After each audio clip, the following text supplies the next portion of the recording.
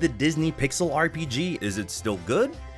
Well, so I made a video talking about the other Kingdom Hearts game as a new game released on mobile devices, together a bunch of Disney characters and has them cross over into one another, and the turn-based combat in the game has been pretty enjoyable. So I wanted to do a follow-up on that video to see how the game has been holding up, as I spent way more time with the game adding it into my collection of daily routines. Like right when I'm done with whatever I have to deal with in Pokemon Go, I boot this right back up to get a few levels in. And I'm a bit surprised that I've been able to keep up with the game, as this is the first gacha game I've been really involved in. But the combat has been a real treat, and I've had a great time solving the game's more challenging problems. Even the later bosses I found a way to conquer by building up my team and planning up my attacks. But I think the biggest issue I'm having right now is that I've been too on top of the game, as I've completed everything that the game has to offer and I'm eagerly waiting for new content. But the release of this new content is mainly the thing that has me worried, since it's been pretty radio silent with the addition of new content outside of smaller things. But we'll get into all of that in this video. Let me know in the comment section below. Have you tried Disney Pixel RPG yet?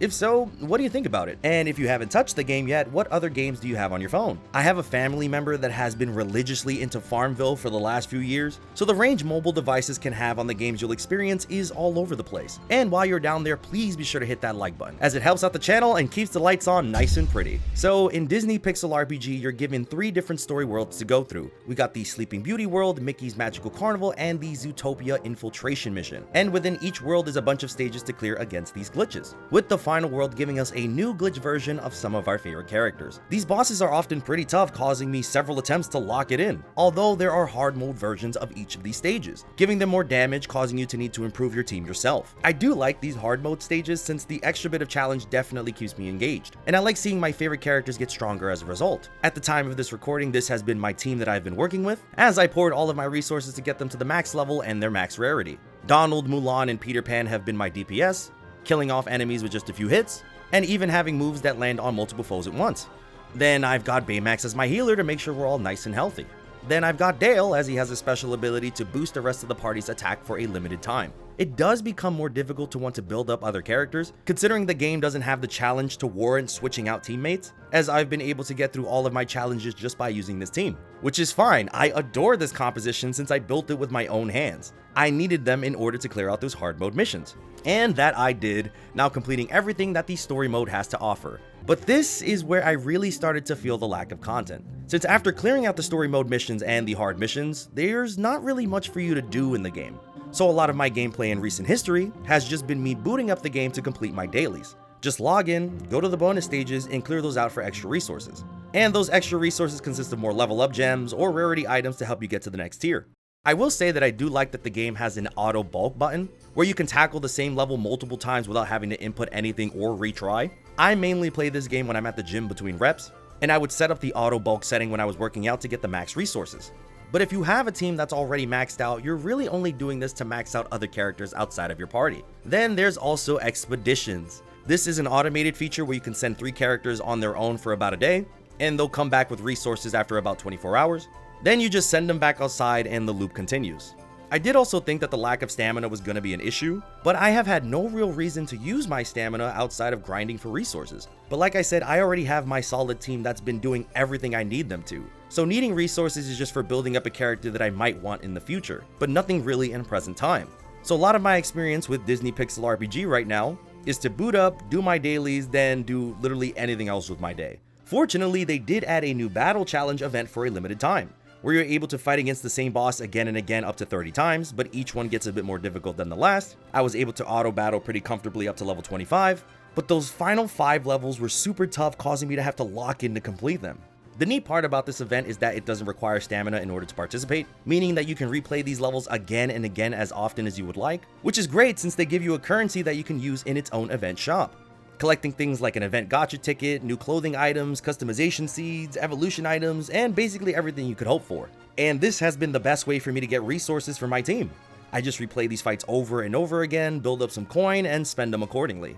I do think the only issue with this event is that you're not allowed to bulk auto battle in this one. Like, you need to manually retry every time a battle is over, which is a little unfortunate because I love the time management of being able to work with these without fully being there. I mean, I get it, people would just probably abuse this and grab as much coin as possible, so the game forces you to be there to prevent that. Regardless, I did end up completing all 30 levels eventually. That final version definitely put hands on me. But I remember I woke up one morning and I would not get out of bed until that battle was done. I would lose again and again, but it was definitely possible, which it was, and I won, and I rewarded myself with a nice and healthy breakfast. I also want to mention that I haven't spent any money on this game. Truth be told, the game has continued to be really giving with its resources. Like if you run out of stamina, the game is constantly giving out stamina vials as bonuses. I think the game breaks a lot, or they're under their maintenance for way too long. I feel like a lot of these gifts are because the game just keeps running into internal issues, so they give out freebies as like an apology. And I haven't felt the need to want to roll for a new gacha character. I have my current team composition, so I'm just waiting around for something new to give me a challenge. I really did get into the character customization here for a bit. I mainly found clothes that look like my YouTube avatar and just went with it. I think the beige trench coat and the white hat is a good look for me. Although I do wish the hat had wings, that would be a dream come true. And I changed the background to the sky, because duh. It's a small thing, but I like putting these stickers all around my character. Very minor, but makes this character card feel like it's really truly mine. I also want to give a big thank you to everyone who followed me in this game. I put up my account at the end of the last video and I only did it for about a few seconds, so I was pretty surprised to see that we got over 100 followers. I didn't know this either, but you get follower points that you can use in its own shop, which is cool if you want to get some extra customization items. When looking at my follower list, I noticed quickly how many of you are avid Kingdom Hearts fans, and I've come to learn that Disney Pixel RPG has basically become a refugee camp for us. As we wait for Kingdom Hearts Missing Link, we cling to whatever Disney resemblance we can find, and I wanted to share some of my favorites that I've seen so far.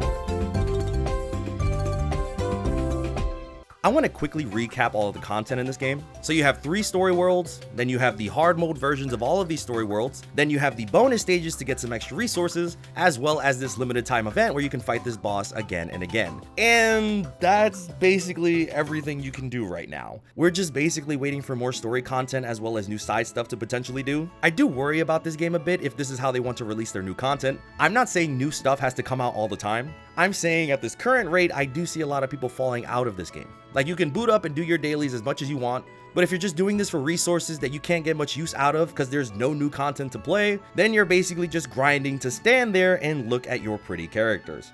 Which is a bit unfortunate considering this is the first gacha game I've gone hard with. I'm currently at level 55, like what even for? It's just a lot of waiting until we get more hard mode content too. I imagine when we get a few more worlds under our belt that the game would be a lot more easier to recommend, but for right now, it's just a lot of waiting for new stuff to do. Hey, as a Kingdom Hearts fan, this isn't exactly new for us anyway. We're waiting like 90% of the time anyway. I think the game should do more to incorporate these other characters that aren't your main ones. We do have the expedition system, but I do think giving us new modes where we're forced into specific medals would be cool. Like you could only clear this challenge with princesses or monsters or whatever. Just something in the gameplay variety to mix it up a little bit. Plus, I have all these characters sitting here not really doing anything and they will never see the light of day. It would be really neat to have something for these medals to do. Did I just call them medals? The Kingdom Hearts brain rot is in too deep. In conclusion, Disney Pixel RPG is still a really fun game, but the lack of content will start to wean off players if they don't do something about it. I imagine we'll get another world in the near future. I just hope the new releases are more consistent to keep us engaged. For now though, it's just grinding out my level up materials for a character that I might get later, and really nothing else more. But truth be told, the game doesn't really get any more than 5 minutes a day out of me. And hey, maybe that's a good thing. Maybe I just need to have a healthier relationship with mobile games. As something you do real quick from time to time, maybe I don't need to be on this game any longer than that. The problem is that I want to have more to do since the core gameplay is just so fun. So continuing to wait is what we'll be doing. But yes, this is what I've been thinking about the current state of the game. Have you been keeping up with everything? What do you think about the game? For those who have been active, am I alone in feeling this way? Let me know in the comments section below, and thank you all so much for watching. Please be sure to comment, like, subscribe, and stay awesome.